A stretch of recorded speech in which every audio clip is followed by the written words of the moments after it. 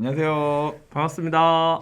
자, 이번 주 국가수 시작해 보도록 하겠습니다. 네, 저 학기 초다 보니까 뭐 올해 입시 달라진 걸 저번 시간에 이제 확인을 했고요. 네.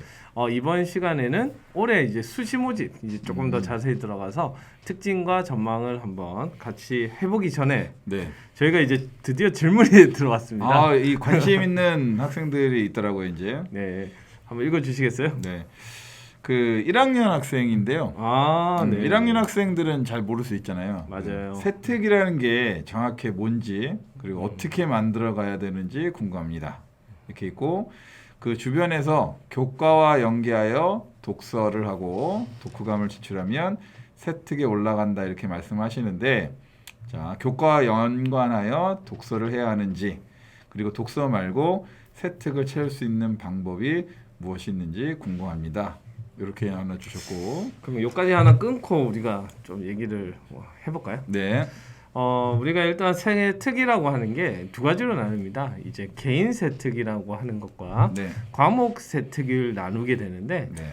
개인 세특은 학생들이 그러니까 우리가 특정 목적고가 아닌 이상 거의 쓸 일이 없어요.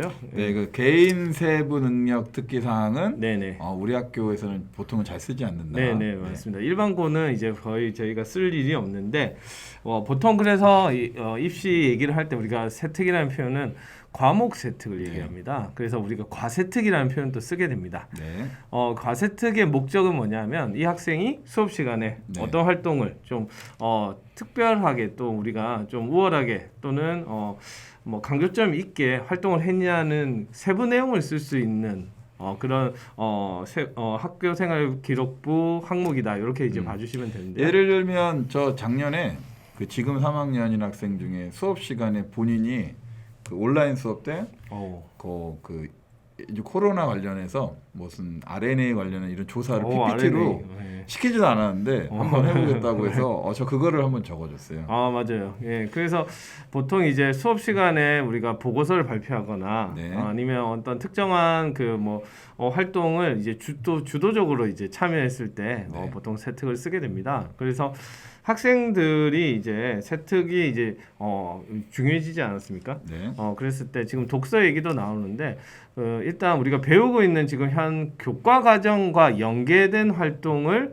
교과 선생님과 상의를 해서 네. 시행을 하게 되면 거기에 따라서 이렇게 우리가 과목별 세특을 쓸 수 있게 됩니다. 네. 두 번째 질문은 이제 꿈이 이과 계열이라고 가정했을 때 이과 계열의 진로와 국어 그다음에 사회 같은 문과 교과를 어떻게 연관성을 짓고 세특을 써야 되는지 궁금합니다. 참고로 저는 간호사가 꿈인데 어떤 식으로 세특을 만들어 가야 될까요? 이거 좋은 질문 같아요. 저번 시간에도 한번 얘기가 된 것 같고 작년에도 어떤 얘기를 계속했냐면 우리가 간호사가 꿈인 학생이 있으면 뭐 국어라든지 뭐 여기서 보면 사회 교과에서도 무조건 간호 내용이 들어가야 됩니까? 뭐 그렇지는 않죠. 맞습니다. 그래서 우리 지금의 대학에서 우리 학생부 종합 전형은 그 영양 평가라는 표현을 씁니다. 네. 그러니까 간호라고 하는 게 관련된 교과가 사실 생명과학인데 이 생명과학이 여러 군데에 그 용어가 있는 게 중요한 게 아니라 그럼 뭐가 중요하냐? 간호사가 가져야 될 덕목이라고 하는 게 어떤 부분일까? 그러면 아무래도 희생 정신이라는 것도 필요하고 사람에 대한 애정. 네. 그리고 또 이제 간호라고 하는 건 전문 분야지 않습니까? 네네. 그러면 전문 분야를 학습할 수 있는 학업 능력 이런 것들이 사실 생명과학이라는 용어가 들어가지 않더라도 곳곳에서 표현이 될 수 있습니다. 네. 그래서 그런 요인들을 내가 이 교과를 통해서 어떻게 개발할 것인가 하는 것을 보여주는 게 오히려 필요하지. 제가 이제 간호사라는 이제 꿈이 있으니까 나는 정말 생명과학이 국어에도 들어가야 돼. 국어 책도 읽을 때 간호사 쪽을 선택해야 돼. 그거는 절대 아니란 얘기입니다. 그래서 이제 한번 생각을 해보는 거예요, 학생이. 나는 이제 간호사가 되고 싶은데 어떤 간호사가 난 되길 원하지? 그래서 내가 꿈꾸는 간호사의 모습을 다른 교과에서 보여줄 수 있는 그런 노력이 필요하다 이런 생각이 듭니다. 네, 답변이 좀 됐는지 저 모르겠는데 아무튼 또 궁금한 점 있으면 우리 그 질문 게시판 링크 있으니까 거기다가 남겨주시면 이렇게 답변 달아드리겠습니다. 자, 두 번째 질문이죠. 수상은 대학 입시에 반영이 안 된다고 하셨는데 그러면 수상을 아예 하지 않는 학생과 수상을 많이 한 학생은 결국 똑같은 건가요? 이렇게 물었습니다. 일단 구분은 지어야 되겠죠. 이 3학년 학생들 같은 경우에는 한 학기에 하나를 인정을 하고 있고 1, 2학년 학생은 이 수상은 대입에 반영이 되지 않습니다. 그래서 학교생활기록부에는 작성이 될 수 있으나 대입에 전혀 반영이 되지 않습니다. 그렇기 때문에 지금 여기서 표현이 조금 그렇긴 한데 수상을 아예 하지 않은 학생, 수상을 많이 한 학생 결국은 똑같나요? 그러면 학교생활기록부로 봤을 때는 똑같습니다. 아쉽지만. 네네, 아쉽지만 똑같고요. 그러다 보니까 많은 선생님들께서 이제 고민을 하셨죠. 우리 네. 학교도 마찬가지로 고민을 하셨는데 1, 2학년 학생들이 이제 대회 형식이 아니라 네. 그래서 어떤 캠프나 활동이나 활동 중심으로. 뭐 무슨 한마당이나 네. 이제 그런 명칭을 일부러 쓰시는 거예요. 그런 명칭을 쓰시면서 지금 대회를 이제 활동 형태의 중심으로 프로그램을 다 개편을 하셨습니다. 예를 들어서 우리 이제 과학 행사인데 예전에는 과학 무슨 대회, 탐구대회. 탐구 대회 이렇게 네. 했었는데 요즘 무슨 과학 활동이니까 맞아요. 굳이 이제 수상을 하지 않더라도 열심히 한다면 오히려 이제 적힐 수 있으니 네네. 더 유리한 것 같은데요, 저는. 그래서 3학년 같은 경우에는 대회를 하게 되면 그 수상을 하잖아요. 네, 대회 명칭은 오직 수상에만 쓸 수 있어요. 네, 그러다 보니까 정말 탐구대회 때 열심히 했고 어떤 분야를 내가 주도적으로 전문적으로 학습을 했는데 그게 대회라는 명칭이 들어가 있으면 어디에든 우리가 생활기록부를 쓸 수가 없었어요. 네. 근데 지금은 아니죠. 1, 2학년 학생들이 그렇게 활동한 내용이 두각을 나타낸다면 그 내용들을 우리가 학교생활기록부에 오히려 적어주기 때문에 학생한테 도움이 된다 이렇게 생각이 듭니다. 네. 자, 그러면 우리 질문을 일단 마쳤고요. 네. 자, 오늘부터는 이제 간단하게 이제 한 항목씩 보려고 하는데 일단 2023년 우리 수시 모집이 좀 많잖아요. 그래서 네. 핵심 포인트를 한 5가지 정도 정리를 해봤습니다. 2023학년도 수시라고 했으니까 지금 고3 학생들 네, 지금 고3. 그리고 고등학교 1학년, 2학년 학생들은 이제 선배들의 전형을 일단 먼저 봐두는 게 왜냐하면 수시 전형은 계속 얘기하는 거죠. 3학년 2학기 가서 준비하는 거 절대 아니다. 1학년 때부터 우리가 준비를 해야 된다. 그래서 첫 번째는 수시 학생부 교과 또는 학생부 종합 전형 모집 인원이 오히려 증가했습니다. 네. 그 많이 오해를 하셨잖아요. 정시가 많이 늘었을 거라고 생각하는데 오히려 수시 교과 전형과 종합 전형은 모집 인원이 증가했다. 뽑는 학생들이 많아졌다. 네. 두 번째는 학생부 교과 전형 교교별 추천 인원 증가 또는 유치. 이게 작년에 만들어진 거잖아요. 그래서 교과 전형이 학생부 교과 전형이 그 전에 있었는데 거기에 추가해서 수도권 학생들에 대해서 지역 균형 선발을 했습니다. 이제 그 인원이 들어가다 보니까 올해도 그거에 그대로 유지가 된다 하는 게 보이고요.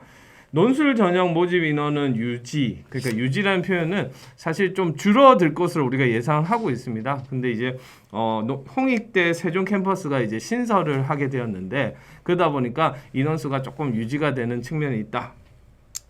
네 번째 수능 최저학력 기준이 변화되는 것들을 또 정리를 해봤고요. 네. 그리고 다섯 번째는 이미 3학년 학생들은 지금 자기소개서가 많이 줄어들었다. 그래서 폐지 대학이 증가했다는 거 보이고요. 있기는 있는데 맞습니다. 많이 이제 줄었다. 그다음에 고등학교 1학년, 2학년 학생들은 전면 폐지가 된다. 아예 안 한다. 네, 그렇게 정리를 할 필요가 있습니다. 자, 이제 수치가 이렇게 나오는데요. 수시 모집 선발 규모 증가 전국으로 봤을 때입니다. 전국으로 보게 되면 이게 올해 2023학년도가 올해 고3 학생들이죠. 네.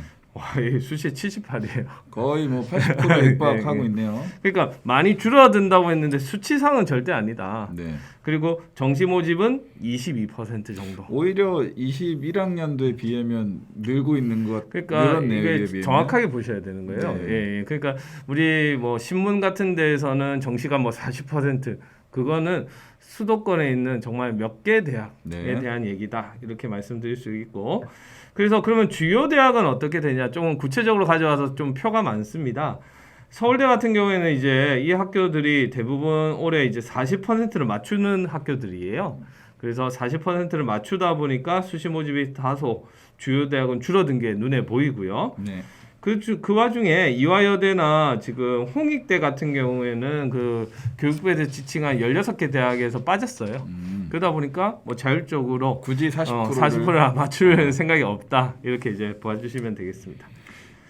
자, 그 다음에 학생부 위주 전형을 우리가 교과 전형, 종합 전형이라고 하는데 모집 인원이 전국적으로 봤을 때 많이 늘었습니다. 네, 많이 늘었다.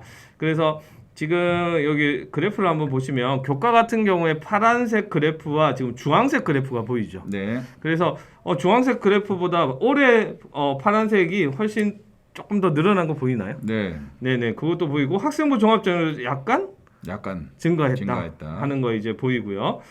정시 같은 경우에는 오히려 이게 지금 회색 그래프가 올해 정시입니다. 전국적으로 봤을 때 올해 줄었네요. 오히려 줄어들었다 네. 하는 걸 우리가 눈으로 확인을 할 수 있고요. 지금 말씀드린 거는 전국 규모입니다. 전국 규모이고요. 자, 이제 주요 대학으로 들어오겠습니다. 수도권에 있는 주요 대학으로 들어오면 전국 대학은 학생부 교과가 강세예요. 그러니까 학교에서 내신 잘 따는 맞아요. 애들한테 유리하다는 얘기죠. 네, 내신 성적이 상당히 중요하다는 얘기를 하는 거고 네. 주요 대학은 학생부 종합이 강세다. 학교에서 활동을 잘하는 학생들한테 정리를 어떻게 그렇게 잘하시죠? 쉽게 좀 아, 얘기해 주세요. 예, 쉽게. 예. 그래서 여러분들 지금 이걸 보시면 주황색 같은 경우에는 전국 대학 규모인데 교과가 제일 높은 게 눈에 보이실 거고요. 네.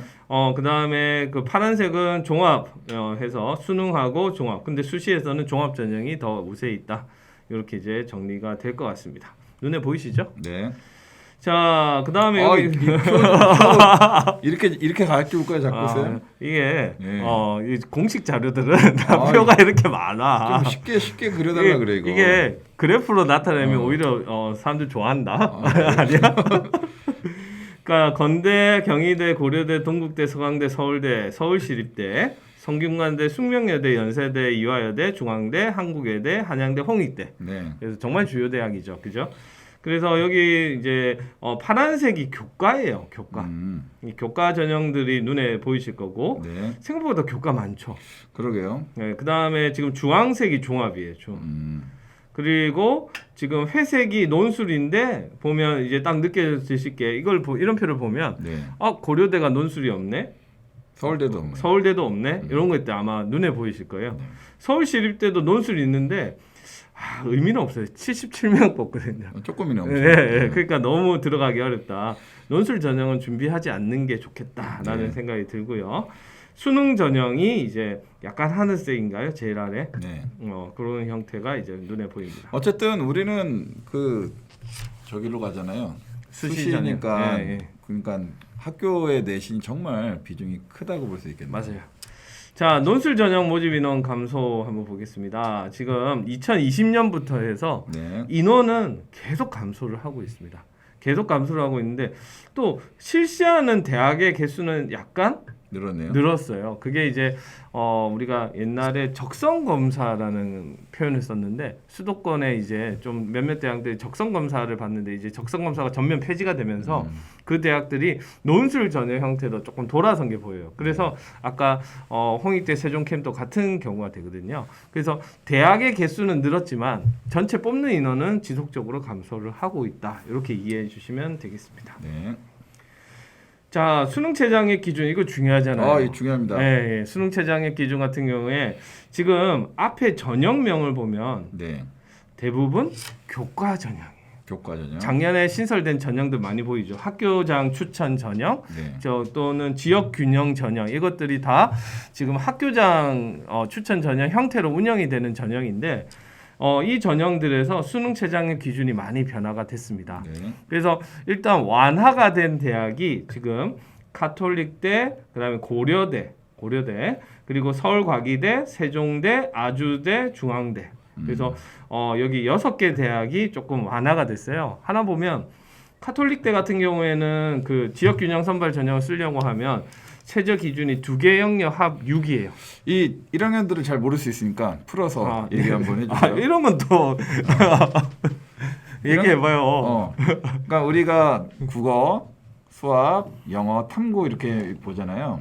근데 이제 거기에서 예를 들어서 국어하고 수학을 합쳤는데 6이란 얘기는 3등급, 3등급 네. 또는 뭐 2등급, 4, 2. 4등급 이렇게도 이제 된다는 말이잖아요. 네, 네, 맞아요. 네. 그런데 이제 그게 합이 7이 됐다는 것은 한 개 등급이 더 이제 낮아도 가능하다. 그러니까 조금 더 성적이 낮아도 네네. 가능하다. 이런 그래서 말입니다. 많이 완화가 됐다. 이렇게 봐주시면 되겠고요. 네. 건대 같은 경우에는 두 개 영역 합이 5. 와, 그 카톨릭보다 더 셌어요. 어우, 그런데 폐지가 됐죠. 이거 저 작년에 얘기했는데 수능 최저 학력 기준 못 맞출 거라고. 그죠? 네. 그래서 이 학생부 교과 전형에서 구멍이 많이 생길 것이다 얘기를 했으니까 결국엔 올해 대학들이 다 없애고. 폐지하거나 다 낮추는 경향이 보인다.